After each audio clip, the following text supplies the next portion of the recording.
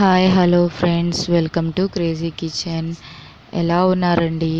Today మీకోసం నేను ఎంతో టేస్టీగా స్వీట్ రెసిపీని తీసుకొని వచ్చానమాట. మీకోసం నేను మడత కాజాని మన ఇంట్లో ఉన్న వస్తువులతోని మనం ఎలా తయారు చేసుకోవాలో, అది కూడా వితౌట్ మైదా అండి. ముందుగా మనము బౌల్లోకి గోధుమ పిండి 1 కప్ వేసుకున్నానండి.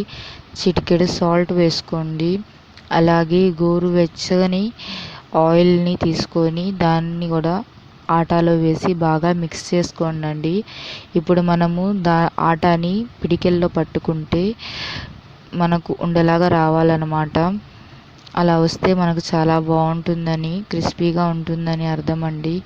అలా రాకపోతే మరి కొద్దిగా ఆయిల్ని వేసి కలుపుకోండి. ఇప్పుడు కొద్దిగా వాటర్ని వేసి మన చపాతీ ముద్దలాగా తయారు చేసుకోండి.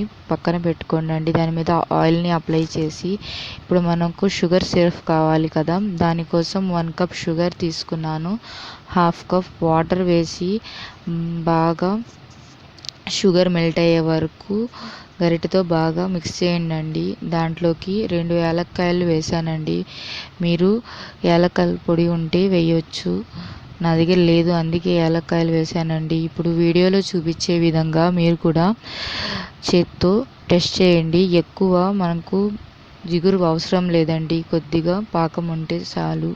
ఇప్పుడు ముందుగా మనము కలిపి పెట్టుకున్నాం కదా గోధుమ పిండి, దాన్ని ముద్దల్లాగా చేసుకోండి. నాకైతే 1 కప్కి 3 ఉండలు వచ్చాయండి. ఇప్పుడు మనము చపాతీ ఎలా అయితే మనం ఒత్తుకుంటామో చపాతీ కర్రతో అలాగే ఒత్తుకోండి. వీడియో క్లిప్లో చూపించే విధంగా మామూలుగా చపాతీలు ఎలా అయితే చేసుకుంటామో అలానే చపాతీలను చేసుకొని 1 by 1 చేసుకోండి. నాకైతే 3 చపాతీలు వచ్చాయండి. మీ ఇష్టం, మీకు ఎన్ని వస్తే అన్ని లేయర్స్ లాగా వస్తాయన్నమాట. ఇప్పుడు దీని మీదకి నేనైతే మైదా యూస్ చేయడం లేదండి, కార్న్ఫ్లోర్ యూస్ చేస్తున్నాను, క్రిస్పీగా ఉంటాయని. మీ దగ్గర మైదా ఉంటే కూడా యూస్ చేయవచ్చు.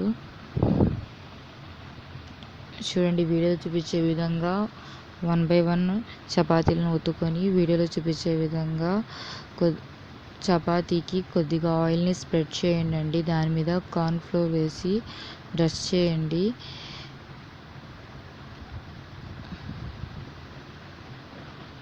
దాని మీద మరొక చపాతీని పెట్టండి. మళ్ళీ ఆయిల్ని అప్లై చేసి కార్న్ఫ్లోర్ని డస్ట్ చేయండి. దాని మీద మరొక చపాతీని ఉంచండి. దాని మీద ఆయిల్ని అప్లై చేయండి. వీడియో క్లిప్లో చూపించే విధంగా మనము లాస్ట్ ఎడ్జ్ని పట్టుకొని బాగా రౌండ్ చేసుకుంటూ రావాలండి. వీడియోలో చూపించే విధంగా ఇప్పుడు నైఫ్ చూడండి, వీడియోలో చూపిస్తున్నాను కదా, అలాగే రౌండ్ చేసుకుంటూ రావాలి. లాస్ట్ ఎడ్జ్కి కొద్దిగా వాటర్ని అప్లై చేయండి, అంటే ఊడిపోకుండా ఉండడానికి. అప్లై చేసి రౌండ్ చేయండి. ఇప్పుడు మన దగ్గర నైఫ్ ఉంటుంది కదా, నైఫ్ సహాయంతో కొద్దిగా కట్ చేసుకోండి. ఒకే సైజులో ఉన్న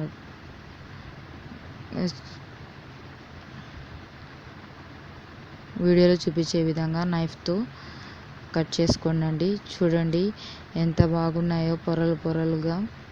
ఇప్పుడు మనం దీన్ని చపాతీ కర్రతో ఒత్తొద్దండి, పాడైపోతాయి, పొరలు కనిపించవు. అందుకోసం నేనైతే చేతితో కొద్దిగా ఒత్తుతున్నాను. మీరు కూడా అలాగే వీడియోలో చూపించే విధంగా చేతితో కొద్దిగా ఒత్తుకోండి, సరిపోతుంది.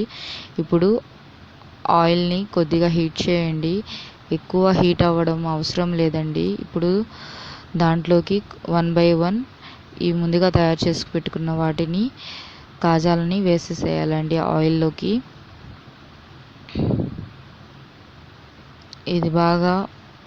ఇదంతా సిమ్ ఫ్లేమ్లోనే చేయండి, ఫుల్ ఫ్లేమ్ పెట్టకండి. బాగా బ్రౌన్ కలర్గా మారిన తర్వాత మరొక సైడ్ టర్న్ చేసుకోండి. వీడియోలో చూపించే విధంగా చేయండి. మన ఇంట్లో ఉన్న వాటితోనే మనము ఎంతో రుచికరంగా చేసుకోవచ్చు అన్నమాట. మన పిల్లలకు కూడా ఎంతో రుచికరంగా మన ఇంట్లో వాళ్ళకి చేసి పెట్టచ్చు. బయటవి తింటే ఏమొస్తుందండి, అనవసరమైన జబ్బులు. అదే మనం ఇంట్లోనే తయారు చేసుకుంటే ఎంతో హెల్తీగా మనం తయారు చేసుకొని తినొచ్చు. ఇప్పుడు మన బ్రౌన్ కలర్లో మారిపోయాయి కదా, ఇప్పుడు ముందుగా తయారు చేసుకున్న షుగర్ సిరప్లోకి ఈ కాజాలను వేసేసి ఒక 15 మినిట్స్ నాననివ్వండి. అప్పుడు అంతా పీల్చుకుంటుంది అన్నమాట. ఇప్పుడు మనం సర్వ్ చేసుకుంటే మన మడత కాజా రెడీ అయిపోయింది.